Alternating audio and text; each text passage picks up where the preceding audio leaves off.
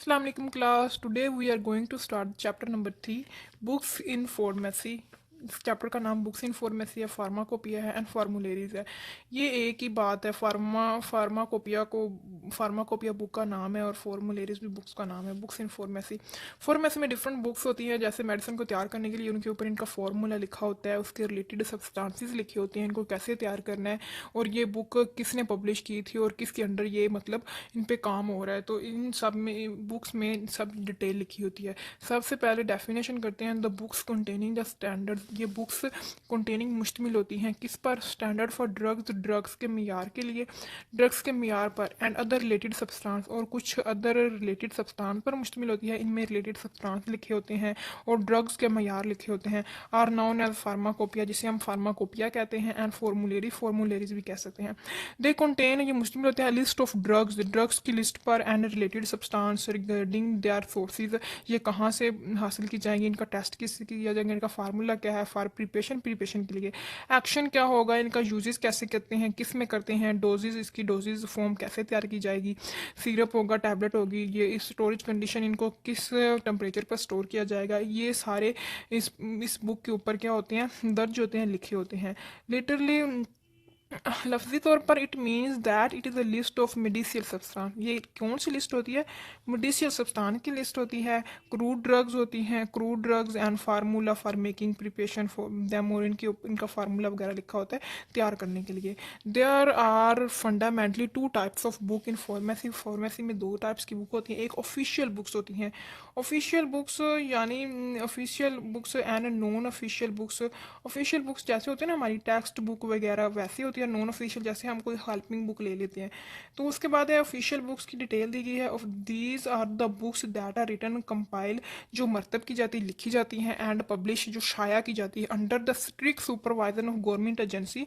Strict यानी सख्त निगरानी में, गवर्नमेंट एजेंसी की सख्त निगरानी में ये क्या की जाती हैं, लिखी जाती हैं और पब्लिश की जाती हैं। ऑफ रिस्पेक्टिव कंट्रीज़ में is known as official books. इसको ऑफिशियल बुक्स कहते हैं, जो सुपरवाइजर यानी किसी गवर्नमेंट एजेंसी की निगरानी में लिखी जाती हैं। उसके फिर उसे पास आउट करते हैं, फिर उसे पब्लिश करते हैं। इसके एग्जाम्पल कौन कौन से? ब्रिटिश फार्माकोपिया है, बीपी ब्रिटिश फार्मास्यूटिकल कोडिक्स, बीपीसी है यानी ब्रिटिश पी फार्मास्यूटिकल कोडिक्स सी। ब्रिटिश नेशनल फार्मूलेरी है, यूनाइटेड स्टेट फार्माकोपिया है, नेशनल फार्मूलेरी है, पाकिस्तान फार्माकोपिया है, और international.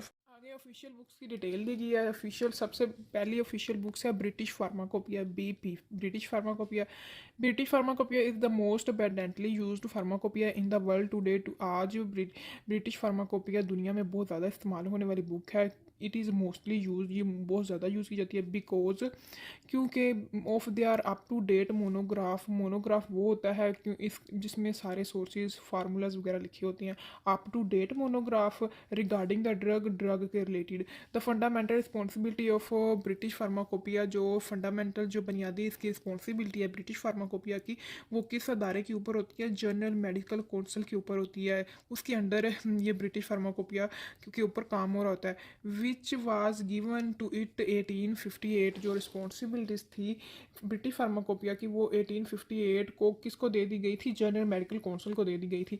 This book contain the following data, और इसमें फॉलोइंग डाटा होता है। कंप्लीट मोनोग्राफ और ड्रग्स, ड्रग का कंप्लीट मोनोग्राफ होगा।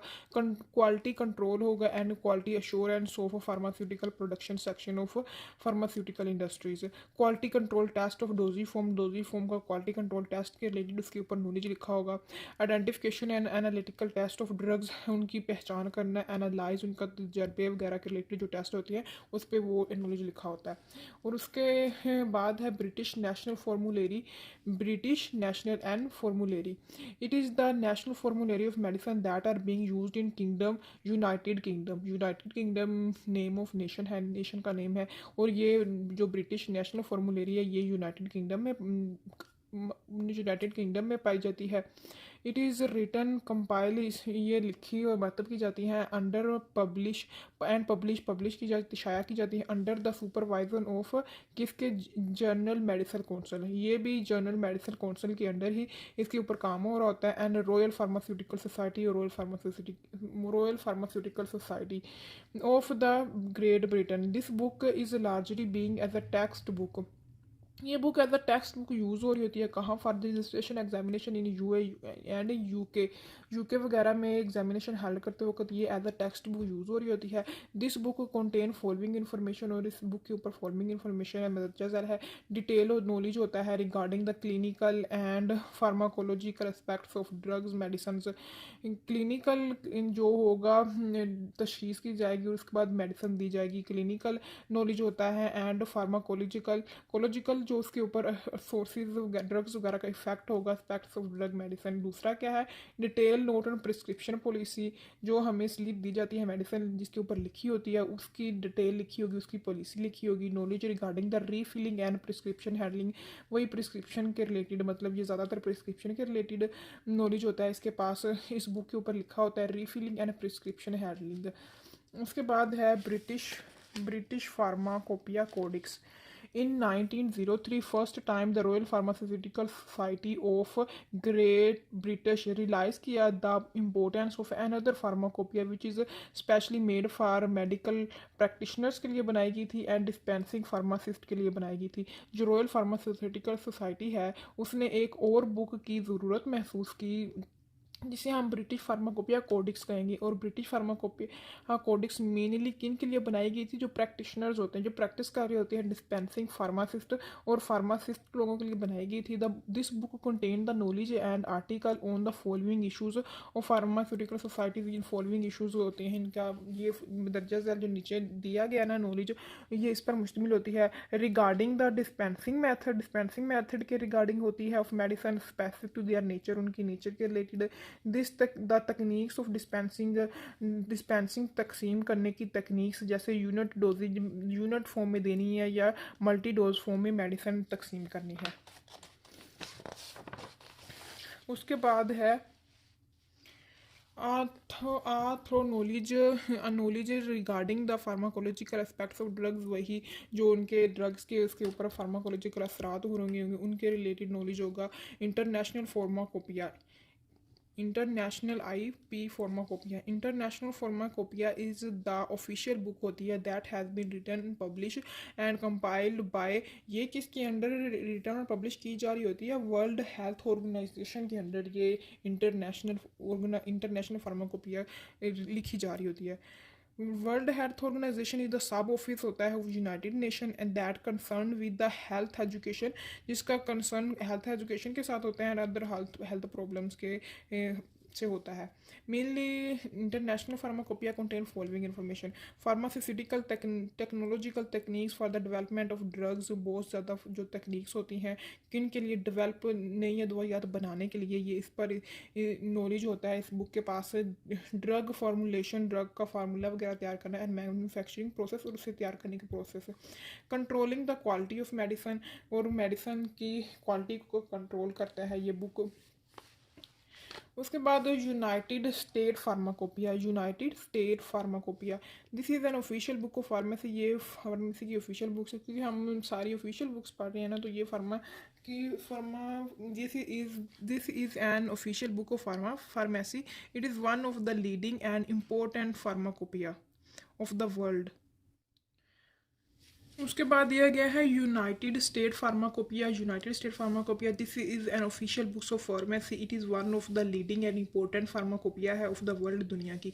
Firstly written compile and publish under the supervision of government agency of United State, government agency of United state के अंदर ये पब्लिश की गई और मरतब की गई। Named United State Pharmaceutical convention, कौन सी एजेंसी थी, यूनाइटेड स्टेट फार्मास्यूटिकल कन्वेंशन के अंडर। ये क्या है, गवर्नमेंट एजेंसी है, इसके अंडर ये बुक पब्लिश की गई और लिखी गई थी। United State Pharmacopoeia can be use to determine the strength, जो मिलीग्राम वगैरह लिखा होता है, क्वालिटी डिटरमाइन करती हैं, quality, purity and labelling of drugs, और ड्रग के ऊपर जो लेबल होता है उसके रिलेटेड ये इन्फॉर्मेशन देती है।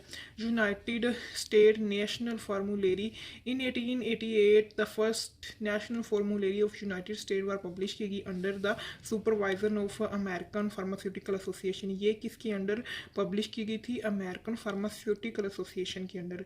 ये United State Pharmaceutical Convention, American Pharmaceutical Association, but in 1978 create the right of the, इसका हक of the United National Formulary was given to United State of pharmaceutical convention.